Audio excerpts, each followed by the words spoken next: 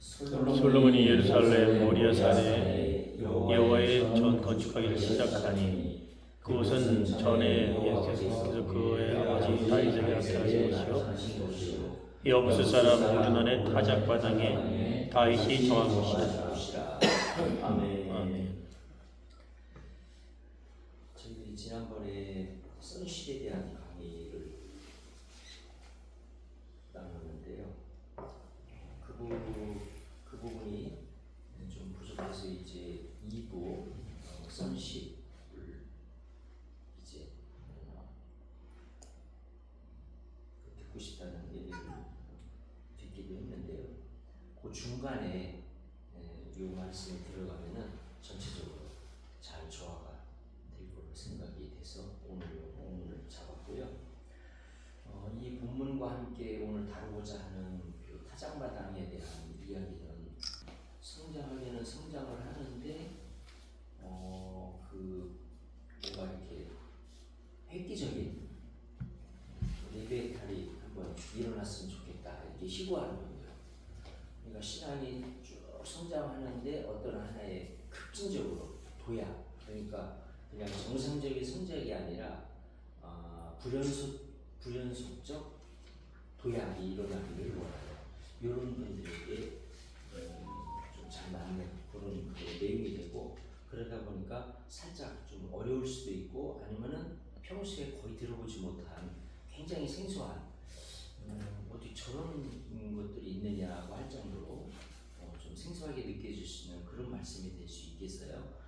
그렇지만 잘 이 말씀을 묵상하시면서 이렇게 음미하시면 깊은 뜻을 이해할 수 있으리라 이렇게 생각이 되고, 특별히 자비량하는 분들이 자비량하는 분들 중에도 거의 그 사역자처럼 굉장히 높은 수준에서 일하는 분들이 있거든요, 실제로. 그러니까 아예 그 사람은 사명을 이루기 위해서 일부러 자비량하는 그런 사람들 있거든요.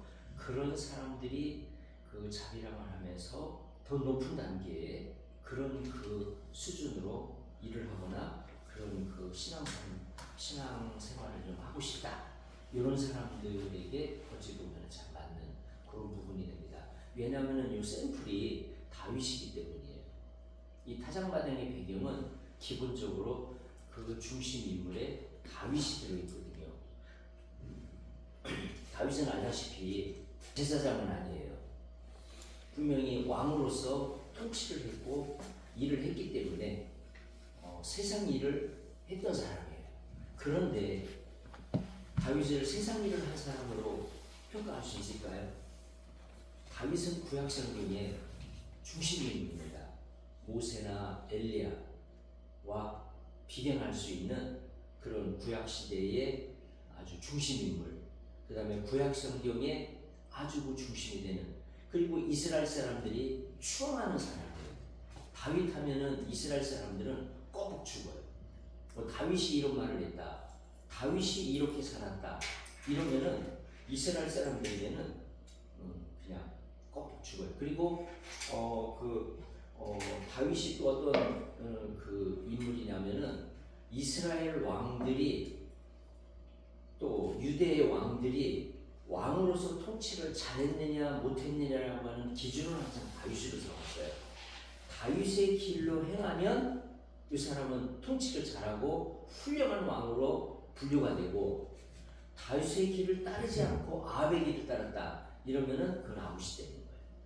그러니까 이스라엘 또 유대 왕의 그 기준이 되고 표준이 되고, 그리고 또 이스라엘 사람들에게는 가장 그 추앙하는, 하나님을 경외하고 하나님을 섬긴 사람의 그 샘플을 찾을 때 다윗을 찾거든요. 그래서 마태복음에 보면은 예수 그리스도가 다윗의 자손으로 태어났다는 것을 강조하고 있어요. 마태복음 1장 족보에 보면은 그걸 강조하는 것을 이렇게 그 구절에서 엿볼 수 있어요.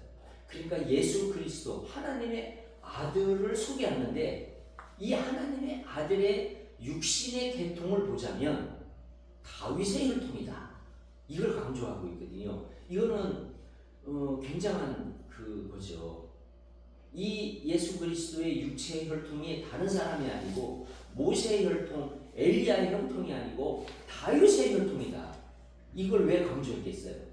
그거는 이스라엘 사람들에게 있어서는 다윗이 그런 그 굉장히 중요한 이제 그 위치에 있었거든요. 사실 저는 평소에 이제 그 다윗에 대한 그 이미지가 뭐 그냥 그 칠개도 범하고 또 그 한때는 교만해져서 막 그 인구조사도 하고 군인들 숫자도 세게 해서 그래서 그 오르난의 그 타작마당 그 오르난의 타작마당에서 또 회개하는 그런 그 제사도 드리고 이렇게 했잖아요. 그러니까 인간적으로 보면은 참 굉장히 그 뭐라 그러나 어떻게 보면은 굉장히 그 아주 하류로 취급될 수 있는 그런 그 행실을 한 사람으로 생각할 수 있는데 다윗은 그 한두 가지 하나님 앞에서 죄를 지은 그거 외에는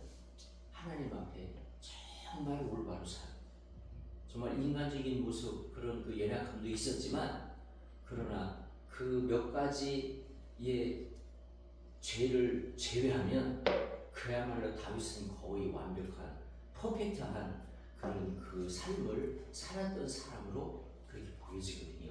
그리고 그래서 여기서 보여주는 중요한 교훈은 하나님은 그 인간의 그 한두 번의 실수나 그런 그 어떤 연약함 때문에 완전히 아웃시키는 분이 아니다. 그런 것에도 불구하고 반드시 들어 쓰신다.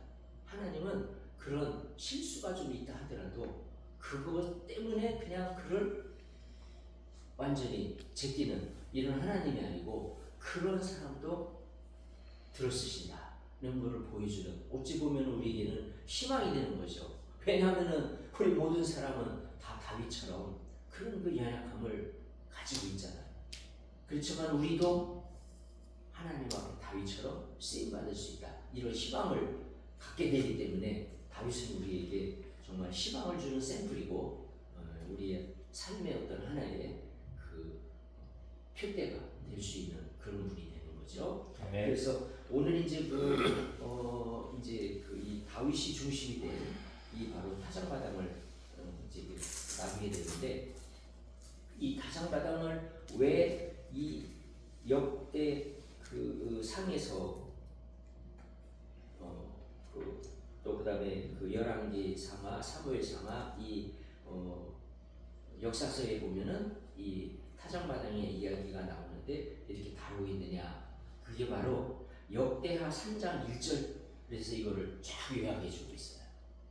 그 타작마당의 이야기를 그렇게 다루고 있는 이유가 요 역대하 3장 1절에서 딱 정리. 이 역대하 3장 1절은 구약 성경을 아주 요약해 주는 이 솔로몬이 성전을 건축하잖아요. 이거는 구약 성경에 있어서 굉장히 중심적인 사건이에요. 왜냐하면 성전을 어떻게 건축하느냐 하는 것은 이 그 구약 성경이 아주 그 중심 스토리인데 그것을 실제로 시행한 사람이 솔로몬이고 솔로몬이 성전을 건축하거든요. 그래서 이 성전을 건축하면서 이 성전과 함께 이루어지는 이 이스라엘 사람들의 그 종교 생활 그리고 이스라엘 사람들의 그 삶은 성전을 중심으로 살았거든요.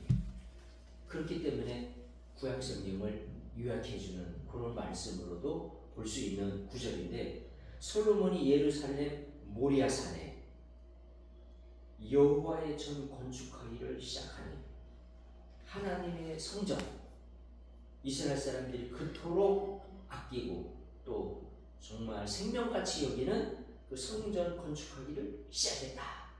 근데 어디에? 모리아산에 성전을 건축했다는 거예요. 모리아산이 어딘지는 다 아시죠? 모리아산 하면은 누가 떠오릅니까? 네, 누구요? 모세. 모세. 모세보다 더 중요한 사람 있죠? 이사. 그렇죠. 이삭. 이 모리아산은 어디냐? 아브라함이 이삭을 바친 곳이에요. 그러니까 하나님께서 너의 아들을 바쳐라 그랬을 때 그럼 어디서 바쳐요? 내가 이끄는 곳으로 가서 바쳐라. 그래가지고 이끌고 가는 곳이 바로 모리아산입니다. 그러니까 이 모리아산은 아브라함이 이삭을 바친 곳이에요. 그리고 하나님께서 아브라함의 그 믿음을 받은 곳이에요. 그리고 아브라함의 마음을 테스트하고 확인하는 곳이에요. 네가 너의 독자 아들도 아끼지 않고 내주었구나. 내가 너의 마음을 보았다. 그래서 하나님께서는 아브라함을 축복하기로 작정하고 이 아브라함의 후손을 통해서 자기의 백성을 만들어야 되겠다는 계획을 세우고 축복하시다. 그 역사의 출발점이 됐던 곳이 아들을 바친 곳이고 그곳이 바로 모리아산이거든요. 그 모리아산에 솔로몬이 성전을 건축하는 거예요. 이건 굉장한 의미가 있죠. 이 이삭은 예수 그리스도의 샘플이다, 예수 그리스도의 상징이다, 많은 해석가들이 이야기를 하거든요. 하나님의 아들로서 이 땅에 와서 죽으신 예수 그리스도와 똑같잖아요. 아브라함에게 오직 한 명밖에 없는 독자를 아브라함이 바쳤고, 하나님께서는 이미 마음속에 내 아들 독자 예수 그리스도를 이제 십자가에 죽일 것을 마음속에 생각하고 있는데, 인간 중에 독자 아들을 바칠 수 있는 사람이 있는가 찾아봤더니 아브라함인 것처럼 보여서 실제 테스트했는데 실제 통과가 됐잖아요. 그렇다면은 이 하나님에게는 아브라함은 자기의 분신 같은 그런 느낌을 갖지 않았겠어요. 내가 사실 이런 일을 계획하고 있는데 이걸 알고 보니까 이게 보통 일이 아닌데, 이게 보통 일이 아닌데 과연 인간 중에 이렇게 할 수 있는 사람이 있을까 했는데 아브라함이 그걸 보여줘요. 그래서 그 믿음, 아브라함의 그 믿음. 그래서 히브리서에서는 어떻게 해석을 합니까? 아브라함은 하나님이 자기 아들을 죽이라고 했을 때 죽여도 그 죽음 가운데서 살릴 줄을 믿었다고 표현하고 있어요. 아브라함은 죽이라, 죽여도 하나님이 살린다. 분명히 하늘의 별처럼 죽인다고 했으니까 반드시 그 일은 이루어진다. 그렇게 믿었다는 거예요. 그러니까 죽여도 살릴 것을 믿었다는 거예요. 그래 아브라함이 그래서 믿음의 조상이 됐고, 그 아브라함의 그 믿음 때문에 아브라함을 구원하신 거고 아브라함의 후손들을 구원하신 겁니다. 그곳은 전에 여호와께서 그의 아버지 다윗에게 나타나신 곳이야. 바로 이 솔로몬이 성전을 지으려고 하는 그곳이 두 번째로 다윗이 나타난 곳이다. 그러니까 그곳에 여호와 하나님이 다윗에게 나타났다는 것, 솔로몬의 아버지에게 나타났던 곳이다. 하나님이 나타났던 곳, 그곳에 성전을 지었다. 구약 성경에 보면은 어떤 그 특별한 장소를 굉장히 중요시하는 그런 경향을 볼 수 있어요. 예를 들면은 야곱이 라반 삼촌네 집으로 가다가 돌베개하고 잤던 곳이 있어요. 야숙한 거죠. 밤이 왔으니까 이제 피곤하고 자야 되는데 없어요. 그래서 그냥 돌베개하고 야숙한 거죠. 그 돌베개하고 잤던 그 하나의 그냥 산의 어떤 한 부분이죠. 그냥 평평한 지역이었겠죠. 아무 의미 없는 곳이죠. 그런데 그 밤에 하나님이 나타나셨잖아요. 천사들이 오르락내리라. 그리고 내가 너를 지켜주마. 내가 안전하게 돌아오게 하마. 라고 약속을 주신 하나님이 그 야곱에게 나타나신 그곳. 그러니까 야곱은 그 장소를 소중히 여겨요. 그리고 놀래요. 아니 하나님이 예루살렘, 하나님이 그 자기가 살던 그 부모님이 아브라함, 이삭 이렇게 대대로 물려오던 그 땅, 자기 고향, 그곳에만 계신 줄 알았는데 아니 하나님이 여기도 계시냐?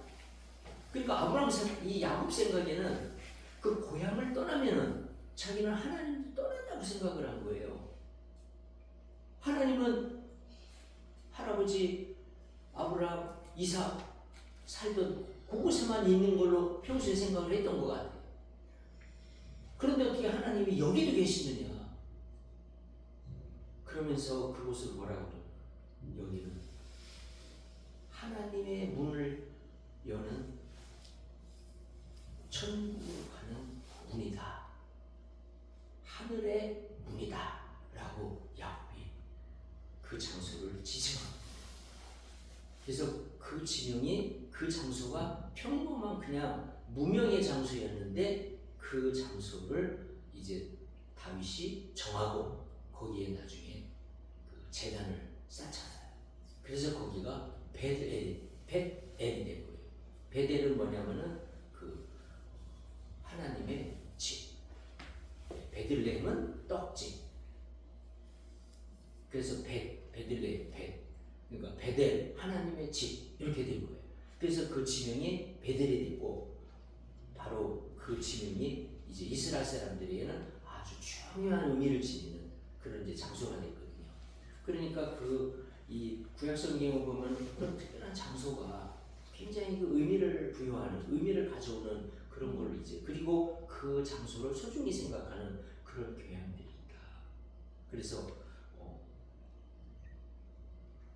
하나님이 나타났던 그곳을 소중히 여기고 그곳에 제단을 세우는 하나의 그 하나님 앞에 그 제사를 드리는 제단으로 만드는 이제 그런 하나님의 전이 세워지는 그런 장소가 되는데 우리도 보통 보면은 이렇게 기도를 하다 보면 특별히 어떤 장소 하나님의 큰 은혜를 받은 그 장소에 가면은 더 기도가 잘 되는 걸 느끼는다고 얘기하는 분들이 있어요. 그래서 심지어 어떤 사람은 교회 가도 꼭 자기가 앉는 자리, 자기는 꼭 그 자리에 앉아야 은혜를 받는다. 아니 성전 안에 다 하나님이 계시고 뭐 장사 어디나다 뭐 옮겨 다닌다고 그게 하나님이 뭐 계시다 안 계시다 하겠습니까만은 어떤 사람은 또 앉은 자리. 그래서 어떤 특별한 장소.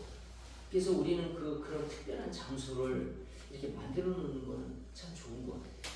우리가 그동안 이 장소에서 예배를 드리고 이제 이렇게 모임을 갔는데 그래서 이 장소에 오면은 기도가 더 잘 되고 또 은혜가 넘치고 이런 게 생기거든요. 왜냐하면 거기에 경험이 있기 때문에 히스토리가 쌓여 있기 때문에.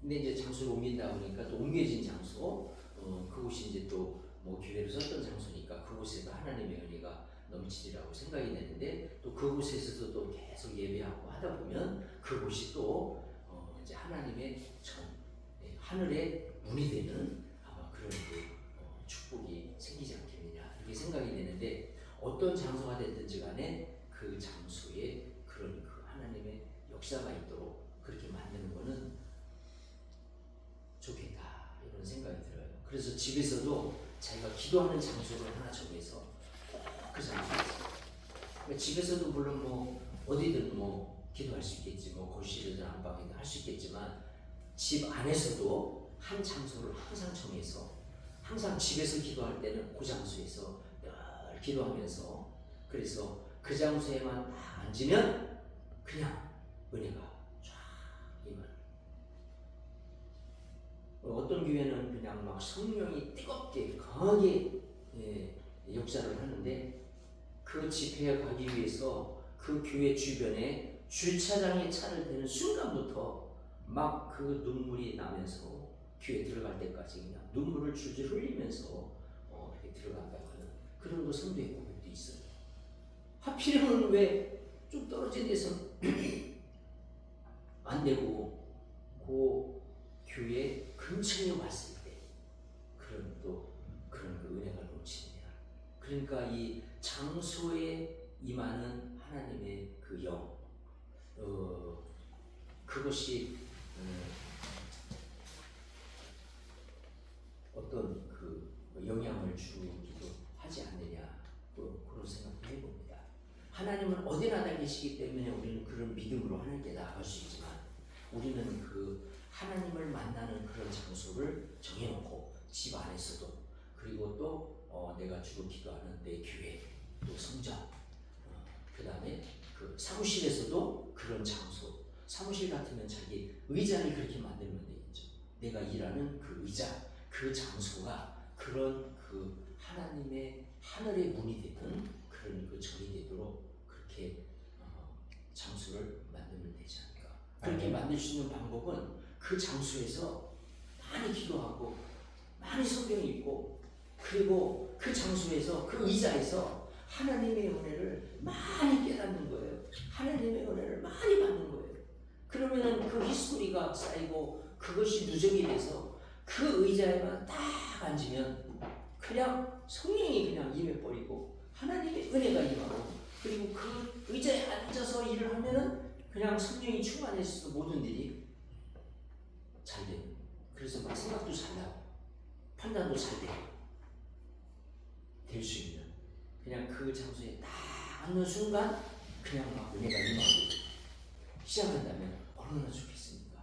그러니까 교회 근처 주차장에 차를 대는 순간부터 거기가 이제 교회에서 교회 분당에서 가까우니까 그냥 주차장에 차를 대는 순간부터 눈물이 그냥 주룩주룩 나면서 그냥 은혜를 받는 그 성도의 하나의 경험처럼 내 의자에만 딱 앉으면 사무실에 내 의자만 앉으면 그냥 그 은혜가 넘치는 그런 그 축복을 만들기 위해서 그렇게 장소를 만들어가면 좋겠다. 집에서도 그렇고 집에서는 그 어느 장소 뭐 소파가 됐든 어디가 됐든 아니면 무릎 꿇고 기도하는 어떤 장소가 됐든 만들고 또 사무실에서도 만들고 이렇게 하면 좋겠다.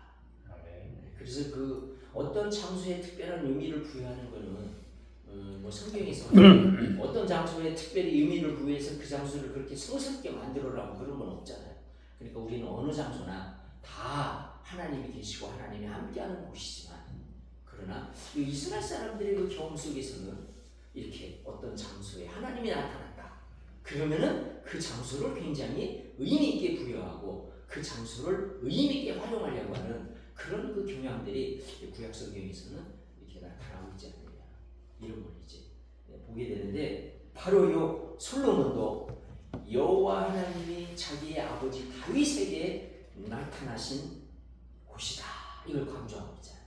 우리 아버지에게 나타나신 곳이다 이 장소가. 또 아브라함이 아들을 바친 곳이고 그런데 그 장소가 뭐냐 여부수 사람 오르난의 타작마당이라고 소개를 하고 있어요. 이 여부수 사람 오르난의 이 타작마당은 이 타작마당에 대한 이 기사는 두 군데서 나옵니다. 이 오르난의 타작마당에 대한 기사는 사무엘 하 6장에 나오고 또 역대상 13장에 나와요. 그래서 이 두 군데 나오는데 이 한 군데서는 오르난의 타작마당이라고 되어 있고 다른 한 군데서는 아라우나의 타작마당이라고 되어 있어요. 그래서 이 단어가 다른데 사실 오르난, 아라우나 잘 보면은 이게 그 같은 장소인 걸 알 수 있어요. 그리고 원래 히브리어는 모음이 없잖아요. 자음만 있고. 자음만 보면은 같은 단어거든요. 그러니까 아라우나 오르나는 같은 장소라는 것이 정설로 되어 있습니다. 그래서 요 아라우나의 타작마당, 오르나의 타작마당은 같은 곳인데 내용이 또 같아요. 어느 곳이냐면은 이 다윗이 인구조사를 시키고 난 다음에 선지자에게 책망을 받잖아요. 네가 왜 교만해져서 인구조사를 하느냐. 네가 겸손하게 하나님께 나아가면은 하나님이 계속해서 더 큰 복을 주실 텐데 해가지고 책망받고 난 다음에 이 다윗이 회개하면서 하나님 앞에 제사를 드렸다. 그리고 그때 선지자가 이 오르난의 타작마당에 가서 제사를 드려라. 예배를 드려라. 그러니까 회개의 제사를 하라는 거죠. 그래서 이제 그 레위기에 나와 있는 그 회계 제사법에 근거해서 여기에 이제 재물을 가지고 가서 이제 하는데 재물을 드리는데 이 오르라니 왕이 오셨는데 이 땅도 가져가시고 그리고 하나님께 드릴 재물도 다 제가 드리겠나이다. 그런데 아니다. 내가 무상으로 하지 않겠다. 하나님께 드리는 이 제사를 내가 값을 주고 땅도 사고 재물도 사고 그래서 제대로 하나님 앞에 드리겠다고 해서 사서 드린 곳이 바로 이곳이에요. 그리고 다윗이 여기서 철저히 다시 한번 회개하면서 그 제사를 지내는 곳이 바로 이 오르간의 타작마당, 아라우나의 타작마당이 되거든요. 바로 그 장소에 솔로몬이 성전을 지었다. 근데 이 그러한 장소에 성전을 지었다는 것은 굉장히 의미가 있죠. 아브라함의 히스토리, 그 다음에 또 다윗에게 나타나신 곳, 그 다음에 오르난의 타작마당. 이 오르난의 타작마당, 여기는 또 다윗이 하나님 앞에서 철저히 회개했던. 그러니까 이 장소는 여러모로 굉장히 그 의미가 있는 바로 이제 그런 곳이 되는 거죠. 그런데 이 타작마당 할 때 우리는 또 생각나는 게 뭐냐면은 그 우사의 사건입니다. 우사의 사건이 일어난 곳이 또 타작마당이에요. 이 우사의 사건은 그 다윗이 법궤를 가져오고 싶었어요. 이 법궤가 지금 멀리 떨어져 있어요. 그러니까 다윗은 항상 하나님을 생각했던 사람이에요. 그러니까 하나님의 법궤에 대해서도 관심이 많았어요. 법궤가 멀리 있어요. 그래서 법궤를 이제 가져와라. 우리 가까이로 이제 예루살렘으로 가져와라. 왜냐하면 이제 그 다윗이 그 정한 곳이 이제 정한 그 지역이 바로 예루살렘이잖아요. 그러니까 예루살렘으로 가져와라. 그래서 이제 그 가져오는데 우사가 죽잖아요. 수렴 앉았다가 그곳이 바로 나군의 타작마당. 또 다른 성경에는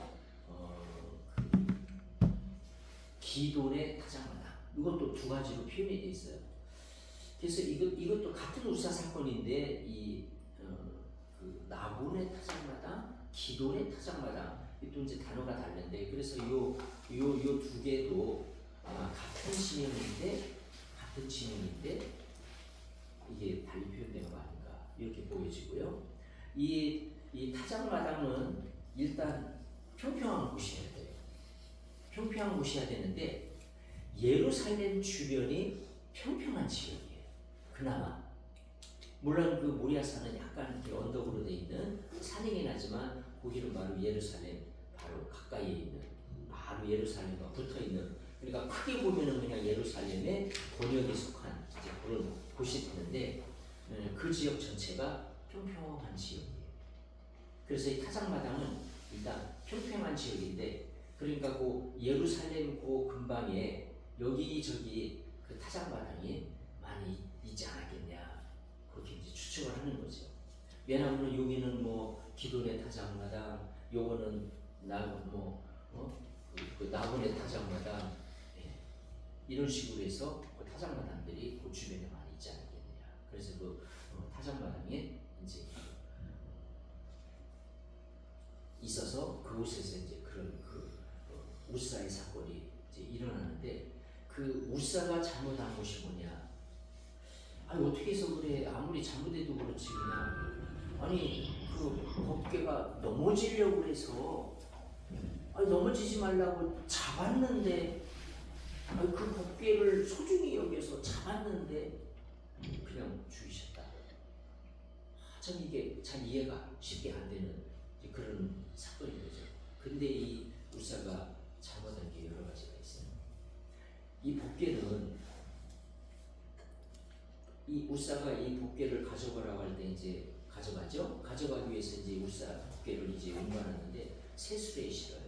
이 세수레에 실어서 가는 거는 이방인의 풍습이고 우상들을 딴 데로 옮길 때 하는 방식이에요.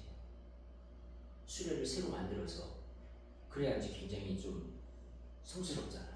거룩하게 느껴지고. 그래서 새로 수레를 만들어서 그다음에 수레에다 싣고 가는 이거는 이방인의 풍습이고 우상을 옮기는 그런 방법이었던 거예요. 법궤를 옮기는 거는 레위기서에 명시가 돼 있어요. 반드시 레위인들이 움직이게 돼 있고 그 다음에 그 고리에 껴서 그 다음에 레위인들이 짊어지고 가게 돼 있어요. 그러니까 이 우사가 이 법궤를 옮길 때 그냥 쉽게 생각한 거예요. 그냥 법궤 생각에는 괴짝으로 보는 거예요.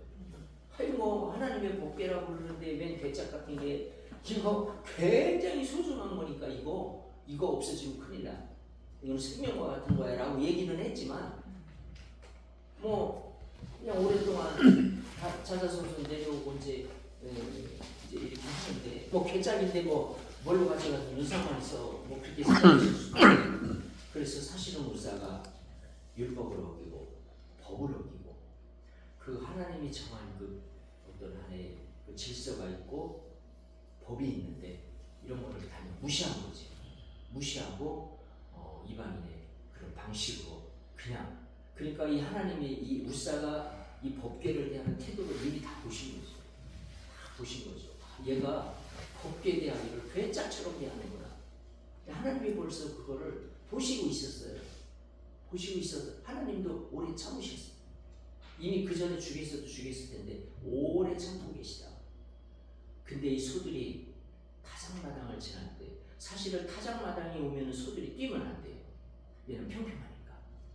그냥 그 전에는 막 수레에 굴곡이 있어가지고 그냥 막 뒤뚱뒤뚱하고 막 원래는 딴 쪽에 있을 때 그래야 맞는데 타작마당에 와서는 평평하니까 오히려 사실은 안정적이어야 돼요. 그런데 이상하게 평평한 지역이 왔을 때 소들이 뛰기 시작해요. 여기 성경에 보면은 소들이 뛰기 시작했어. 이게 땅은 평평해서 이게 법궤가 흔들리지 않게 돼 있는데 소들이 뛰는 거야. 이 타작마당에 왔을 때 소들이 뭔가 영적인 거를 느낀 거죠. 이 영적인 그 하나님의 어떤 이 역사의 시작을 소들이 벌써 감지하고 소들이 벌써 반응하기 시작한 거예요. 이 타작마당은 우리가 잘 알다시피 말세의 심판을 상징해요. 그래서 이 항상 타작에서 쭉정이 알곡을 가른다. 신약성경에 보면 예수님께서 요한도 그런 이제 설교를 하셨는데 이 타작한다고 하는 것은 항상 추수, 심판을 항상 상징하는 의미고 이 타작은 모든 것을 끝내는 시기잖아요. 알곡과 쭉정이를 갈라내는 시기이기 때문에 이제 마지막 심판을 상징하는데 이 타작마당에 하나님의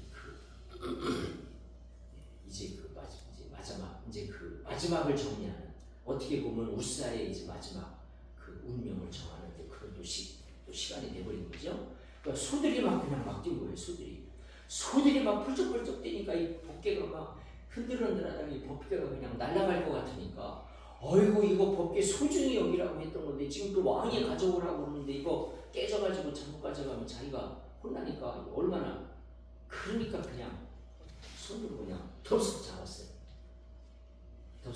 그러니까 이거는 우사가 평소에 법궤를 대하는 태도나 우사의 그 모든 것들을 쭉 이어져 온 것에 그냥 결정판이었다. 요거는 그 한 사건 때문에 그거 한 번 짚었다고 된 일이 아니라고 봐야 돼요. 이거는 이게 누적된 단지 그 시간이 클라이막스 시간이었을 뿐인 거죠. 소들이 뛸 때. 그래서 이제 그런 그 하나님의 역사의 심판이 이루어졌던 바로 그거. 그러니까 이곳은 많은 굉장히 히스토리가 있는 이야기가 있는 그런 곳이거든요. 그곳에 이제 성전을 세우는데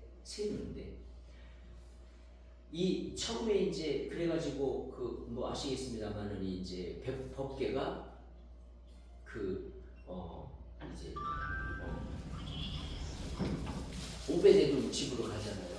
이 법궤가 오베데돔 집으로 가는 것도 이게 어떻게 해서 그렇게 된 거냐? 법궤가 막 이렇게 막 흔들흔들 이렇게 막 흔들흔들 이렇게 하다가 그냥 넘어졌어 그냥. 왜냐면 소들이 막 날뛰니까. 우사가 잡았는데 우사는 죽고. 그 다음에 법궤가 막 흔들흔들 하다가 그냥 넘어졌는데 그 옆에 이제 다윗 땅 옆에 이제 대신들이 쫙 있는데 그냥 오베데돔한테 그냥 떨어진 거야. 법궤가 떨어지니까 오베데돔이 무의식적으로 딱 잡아버렸어. 근데 우사가 죽는 거를 다 봤잖아요. 근데 지금 왕도 그렇고 신하들도 그렇고 얼마나 이 법궤가 무서웠겠어요. 그러니까 다윗이 법궤 이거 가져오면 안 된다. 내 극적으로 우리 다 죽는다. 그래가지고 이걸 도대체 어떻게 해야 되나. 그래서 막 대신들도 막 벌벌 떨고 있을 때 왕이 그 오베데돔한테 이 궤장이 딱 떨어졌을 때 그냥 네 집으로 가져가 이렇게 하는 거야. 근데 이 오베데돔이 그 법궤를 가져가고 석 달 동안 있었는데 엄청나게 많은 축복을 받아요. 그래가지고 나중에 신하들이 보고를 해요. 엄청 축복을 많이 받습니다. 그래? 그럼 다시 가져와야지.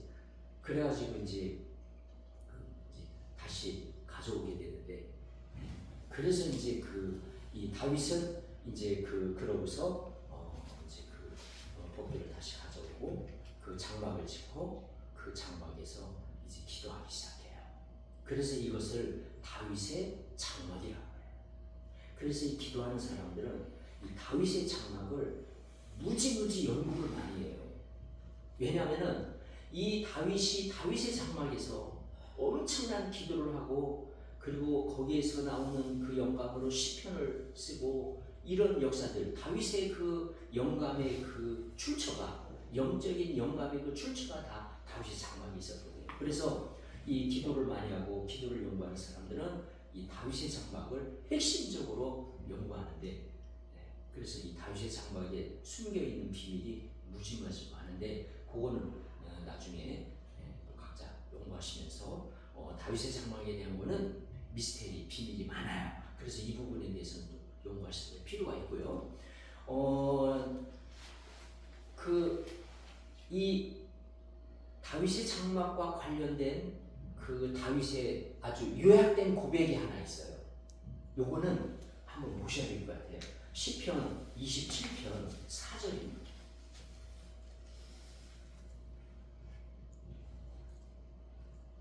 시편 27편 4절. 예, 한번 같이 읽어보시죠.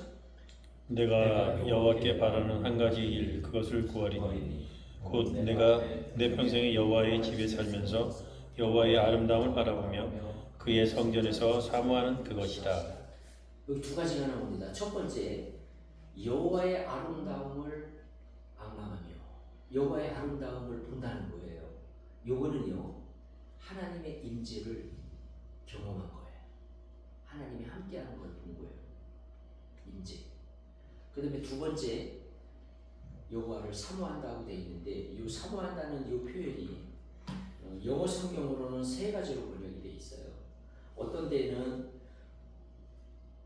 inquire, 하나님께 물었다 이렇게 표현이 되어 있고, 또 어떤 구절에는 seek, 찾았다, 하나님을 찾았다. 그 다음에 또 어떤 구절에는 meditate, 하나님을 묵상했다.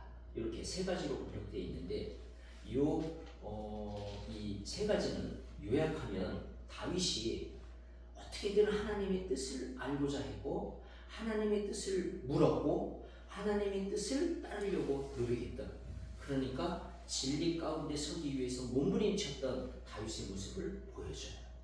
근데 이게 뭐하고 연결이 되냐면은 요한복음 4장에 보면은 그 수가성 여인이 예수님하고 만날 때 예수님과 대화하는 가운데 이 수가성 여인의 관심은 어디에 있었냐면은 예배 드리는 거에 있었어요. 예배하는 장소에 있었어요. 그런데 예수님은 그거 아니다, 장소가 아니다, 신령과 진정으로 예배해라, 이걸 다 가르쳐 주셔요. 그래서 신령과, 그래서 하나님의 임재를 경험하는 것, 두 번째 그 뭐예요? 진리. 신령과 진정으로라는 말은 진리라는 말이에요. 진리 가운데. 그러니까 그 법도를 지키면서 진리 가운데라 이렇게 예배해라라는 걸 가르쳐 주셨어요. 그래서 바로 이 타작마당에 얽혀 있는 그다음에 솔로몬 성전에 얽혀 있는 이것은 정말로 하나님의 임재를 경험하는 하나님을 만나는 그리고 하나님의 법을 지키기 위해서 몸부림치는 바로 그것을 우리에게 보여주는 거거든요. 그곳에 성전을 세웠는데 그 성전을 예수님이 어떻게 해석을 해줍니까? 이 성전을 헐라 내가 사흘 만에 세우리라. 자기 몸을 성전이라고 말씀하셨고 그래서 예수 그리스도의 몸이 성전으로 됐어요. 그 다음에 고린도전서에 가면은 우리 몸이 성령을 모시고 있기 때문에 우리 몸이 성전이라고 또 소개를 하고 있어요. 그래서 이 구약시대의 이 성전이 예수 그리스도의 몸으로 그리고 성도의 몸으로 이 성전의 개념이 다 이렇게 같은 개념으로 또 이어지게 돼 있어요. 바로 우리 몸 안에 예수 그리스도의 영이 계시니까 우리가 하나님의 임재를 경험하죠. 그리고 성령이 은혜를 계시기 때문에 우리를 진리 가운데로 또 인도하시잖아요. 그래서 이런 성령의 임재가 우리 가운데 나타나는. 그래서 다윗은 일평생에 소망이 한 가지 있다. 하나님, 제가 하나님께 구하는 것 딱 한 가지, 요거 한 가지만 주세요. 저는 다른 거 원치 않습니다. 하는데 그 오직 한 가지가 두 개예요. 여호와의 아름다움을 보고 영광 그 임재를 경험하고 이게 예배죠. 임재를 경험하고 우리 모든 예배 가운데는 하나님의 임재를 봐야 되잖아요. 하나님의 영광을 봐야 되잖아요. 그리고 두 번째 여호와께 묻고 구하고 그리고 여호와를 찾는 것 그리고 여호와를 묵상하는 것 그것이 바로 진리 가운데 서고자 하는 다윗의 그 마음 일평생 나는 오직 일평생에 이거 한 가지만 구하겠습니다 했던 게 바로 이거거든요. 그래서 오늘 날의 타작마당이 우리에게 주는 이 타작마당과 얽힌 또 다윗의 히스토리와 또 솔로몬의 그 성전 그것이 이제 무엇인지 또 의미 해석을 신약에서 또 새롭게 해주고 있는데 이 모든 것의 그 핵심은 하나님을 영광을 보고 그 다음에 하나님께 구하는 것, 하나님께 기도하는 것, 바로 다윗의 장막과 관련이 있다는 거죠. 그래서 우리가 이러한 타작마당에 우리의 삶 가운데 있어야 되겠다. 바로 그 타작마당 가운데 세운 성전이 세워진 것처럼 우리의 삶 가운데 이런 성전이 다 세워지는. 그래서 다윗처럼 일평생에 내가 원하는 걸 오직 한 가지 요거를 들어주세요라고 했던 다윗의 소원처럼 다윗의 그 기도 제목처럼 우리의 삶도 그런 삶으로 나아가는 그런 축복이 있기를 기원합니다. 네.